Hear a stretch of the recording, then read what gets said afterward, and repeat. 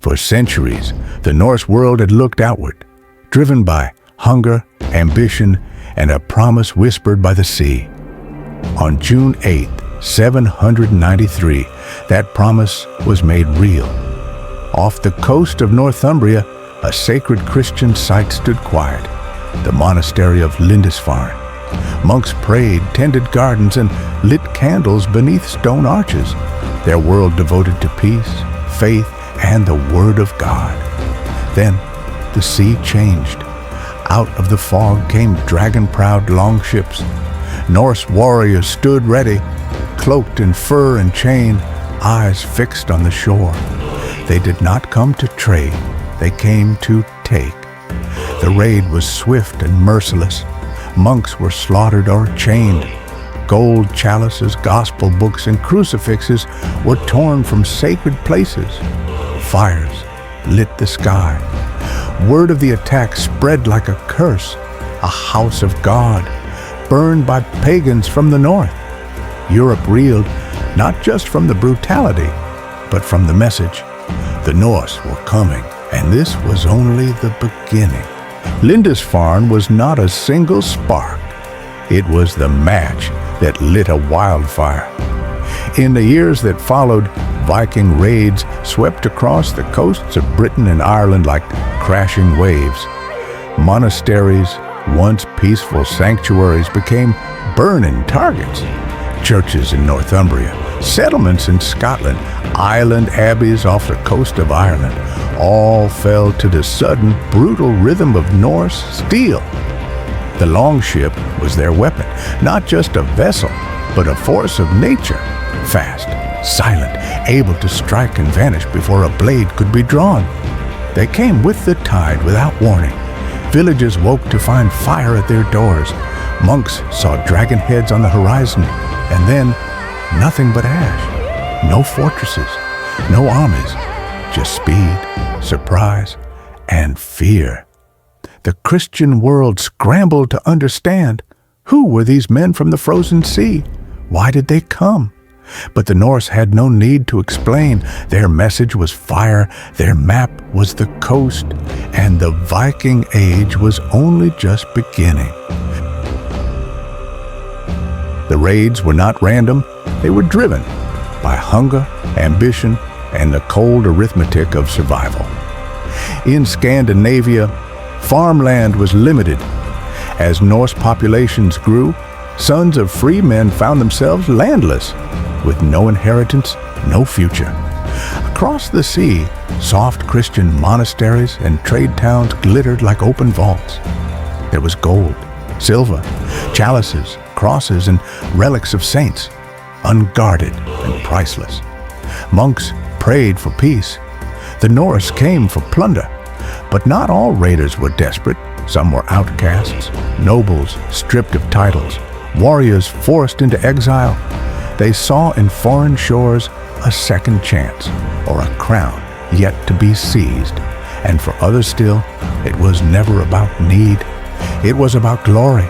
The Norse were raised on sagas. They sang of gods and heroes, of death with honor and fame that outlives the grave. To set sail with axe in hand was to step into that story. For some, it was survival. For others, revenge. For all of them, it was destiny. At first, the Viking raids were like lightning, unpredictable and wild. But in time, lightning learned to strike with precision. By the early 800s, raiding became routine, a season written into the Norse year like planting or harvest. Every summer, longships launched across the North Sea from Norway and Denmark. Their targets were chosen carefully: monasteries without guards, coastal villages without walls, trade towns with more silver than swords. They struck fast, took what they could, and vanished before any army could gather. And when the autumn winds changed, they returned home, their ships heavy with loot, and their stories even heavier with glory. These weren't random attacks. They were patterns, a rhythm of violence, a strategy of survival, a new way of life. In fire and frost, the Viking raiders refined their craft, and Europe watched in dread as the tides began to move with purpose. By the 820s, Viking raids had grown larger and bolder. What began as swift coastal strikes now rolled deeper into Europe like storm tide. In Ireland, the Norse swarmed river systems, attacked monasteries and towns from the water, but they didn't just take, they stayed. On the banks of the River Liffey, they built a stronghold, a trading post, a foothold. That place would become Dublin. Across the sea, the raids reached Frisia, Normandy, and western England. No coast was safe. River cities burned. Market towns were looted. Monasteries, once places of peace, became scenes of slaughter. The Norse longships became Europe's nightmare, slipping up rivers, striking inland, vanishing before resistance could rise. For kings and counts, prayers weren't enough. They built watchtowers, raised navies, and lined coasts with soldiers. But the Norse had already proven one thing. Walls meant nothing to men who could sail past them.